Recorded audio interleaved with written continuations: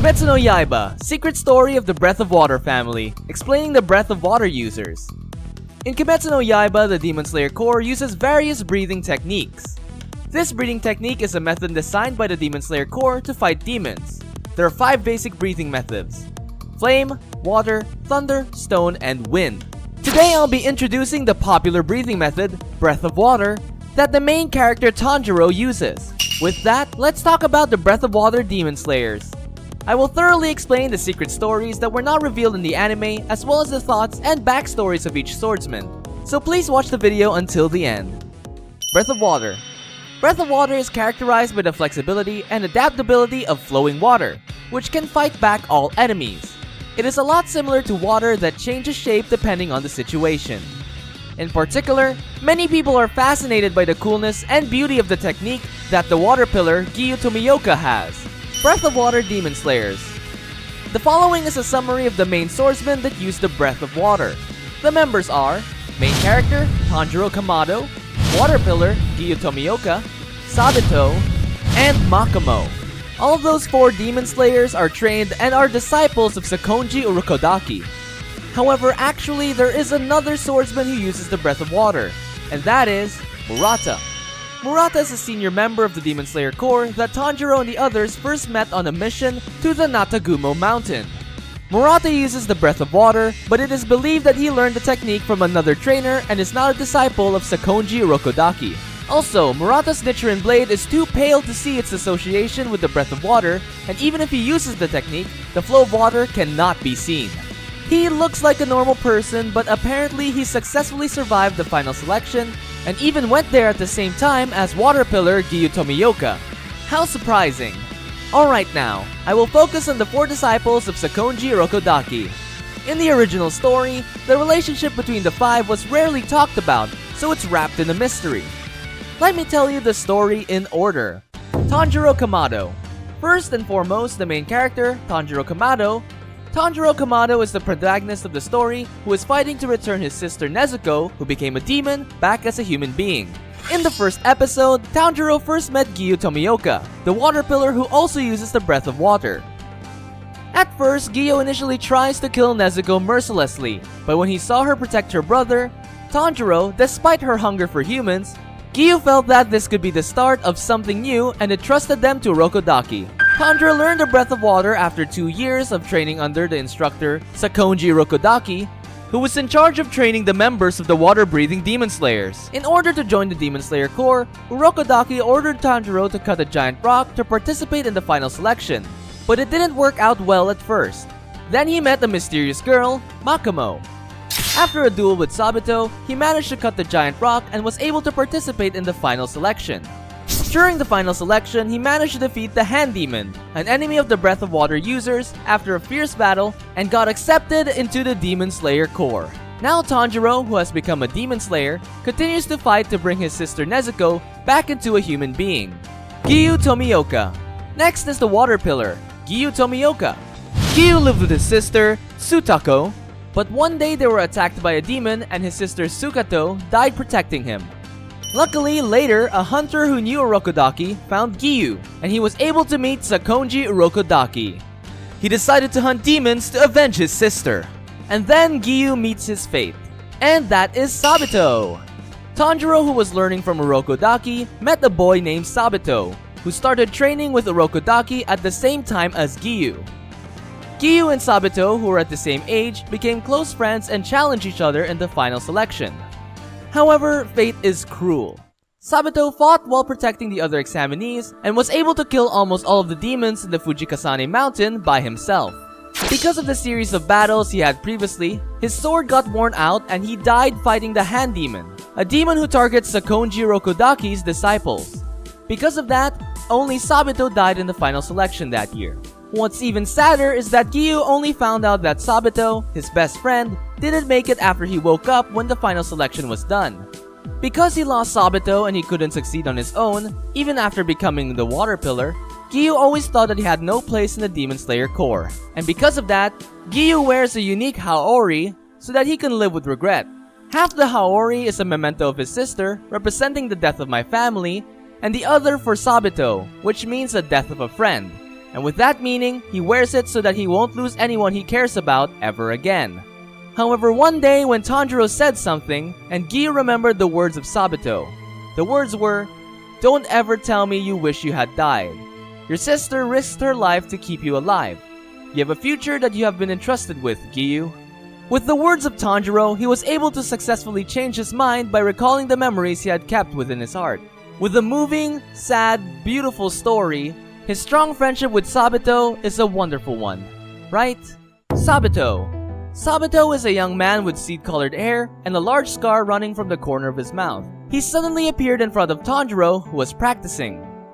Just like how he was introduced in Giyu's story, he also was a disciple of Sakonji Rokodaki during the same time as Giyu. However, in the final selection, he fought with the hand demon and died after getting his head crushed. Even as a soul, Sabato, who has a deep respect for Rokodaki, strictly trains Tanjiro so that he wouldn't have the same experience as he did. The relieved expression on his face when Tanjiro cuts the giant rock shows various emotions. Tanjiro then finds out during the final selection that Sabato was just a soul and was a disciple of Sakonji Rokodaki. He later wins the battle against the hand demon. Even though he became a soul, he returned to Sagiri Mountain, where Rokodaki waits for him, and imparted Tanjiro with a strong desire to never let him die. He's a cool boy who respects Urokodaki deeply. And lastly, here we have Makamo. Makamo is an older sister and disciple who trained Tanjiro with Sabato. Makamo really adores Urokodaki and says, "We both love Urokodaki-san. She's a cute girl that uses fluffy words." Makamo's fighting style was based on her agility to make use of her small body, but like Sabato, she was killed by the hand demon in the final selection. When she found out that the hand demon was hiding in the Fujikasane mountain, who was eating Urokodaki's disciples, she was angered and upset, but eventually got caught and killed. And because of that, just like Sabato, Makamo worked hard to teach Tanjiro so that history will not repeat itself. While Sabato trains Tanjiro in practice, Makamo points out Tanjiro's bad habits and useless movements, and even taught him total concentration breathing. Like Sabato, she must have been very relieved that Tanjiro defeated the hand demon in the final selection. By the way, the reason why Makamo did not appear in Giyu's backstory is that Makamo and Sabato were of different generations of Sakonji Rokodaki's disciples. It is often thought that Makamo and Sabato were siblings, but in fact, it is said that they were not brothers and sisters, but rather orphans that were rescued by Sakonji Rokodaki. She's a fluffy, gentle, and strong girl, right? Sakonji Rokodaki. Up next is the person who taught them the breath of water, the previous water pillar, Sakonji Rokodaki. He's a strange man who never takes off his Tengu mask, but despite his age, he is still stronger than Tanjiro, who has a sword. Also, just like Tanjiro, he seems to have a good sense of smell and can read people's emotions by smelling. Although he usually talks harshly, Urokodaki's true intentions for his words and actions are always for the sake of others. Because of that, Tanjiro and Giyu, along with Sabato and Makamo, highly adore Sakonji Rokodaki, and Sagiri Mountain has become the second home for the disciples. The Hand Demon and the Warding Masks. Speaking of the Breath of Water disciples, you simply cannot forget their enemy, the Hand Demon. Captured 47 years ago during the KO period by Sakonji Rokodaki and got imprisoned in the Wisteria prison where he had survived and eaten as many as 50 people. Out of hatred for Urokodaki, who captured him, he ate 13 of his disciples, including Sabato and Makamo, using his hand-carved warding masks as a marker. Urokodaki gave his disciples warding masks in hope that it would protect them from evil. However, ironically, it only led them to be brutally killed. It did not fulfill its purpose as a mask that wards off evil, but rather it became a mask that attracts evil. Oh wow, I wonder how Urokodaki must have felt. Fortunately, the tragedy ended when Tanjiro defeated the Hand Demon. At this moment, he was able to give justice to Urokodaki and his disciples. On the other hand, what's amazing about these warding masks that Urokodaki makes is that they are made the same way as Urokodaki's Tengu mask, and each mask has a pattern that captures the characteristics of the owner. For example, Tanjiro's mask has a right scar on his forehead, Sabato's mask has a scar on the side, and Makamo has a cute flower. Breath of Water and the Legend of Itoseki. In the beginning of the story of Kimetsu no Yaiba, Tanjiro successfully slashed a giant rock during a battle against Sabato before he went to the final selection of the Demon Slayer Corps. This impressive battle against Sabato seems to be modeled on the Legend of Itoseki, of the Sengoku period swordsman Yagyu Munetoshi. In the mountains of the primeval fortress in Nara Prefecture, a Tengu suddenly appears in front of the founder of the Yagyu Shinkage Ryu School, who goes by the name of Seki Shusai, who is practicing sword training. Yagyu Munetoshi, or Seki Shusai, confronted the Tengu, and for a moment he cut it off with one sword. However, there was a huge stone cut in half at the place where the Tengu should have been cut. As you can see, this Tengu reflects Sabato. The story of a giant stone that was cut in half in place of Sabato is very similar to the Legend of Itoseki. This Itoseki, or mysterious stone cut, is located at the Amano Tetewa Shrine in Yagyu. According to Engishiki, it is an ancient shrine that conveys the belief in holy rock formations. It doesn't have a main shrine, but directly worships the huge rock that is enshrined instead. It's become popular. It has become popular. The hidden feelings behind the rope and Makamo. Secrets are hidden in the giant rock and the rope at Sagiri Mountain, and the Legend of Itoseki holds the key to the story. In the original story, Urokodaki lost his 13 important disciples, including Sabato and Makamo. So he didn't want anyone to die anymore, and didn't want anyone to go to the final selection. Because of that, he prepared a giant stone that Tanjiro would never be able to cut so that it won't happen to him again. That was the only thing mentioned in the original story and nothing more. But if you look closely at the rock, there's an enclosing rope that is tied around it. In fact, there are two important reasons why Urokodaki attached an enclosing rope to the giant rock. In the first place, in Japan, an enclosing rope is used to distinguish sacred places from other places. It is a rope used to ward off evil spirits that is put on entrances of houses, such as during New Year's celebrations.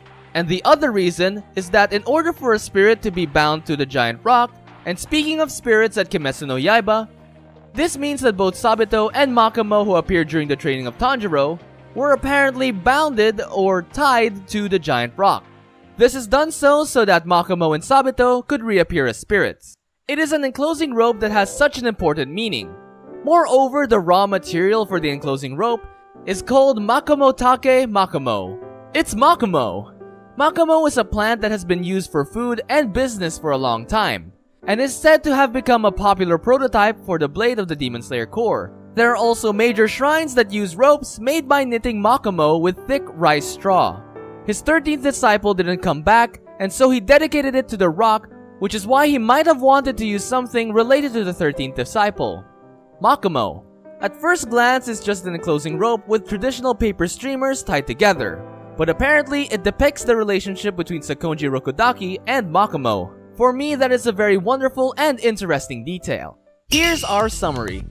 Today I talked about Kimetsu no Yaiba's Breath of Water users and their corresponding relationships. So, how was it? Was there any backstory that you liked? Please tell me your favorite episode of the Breath of Water Demon Slayers in the comments. Anyways, thanks for making it at the end of the video. I'm planning to upload a video that will surprise everyone soon, so please make sure to subscribe to the channel so that you won't miss it. See you in the next video. Goodbye!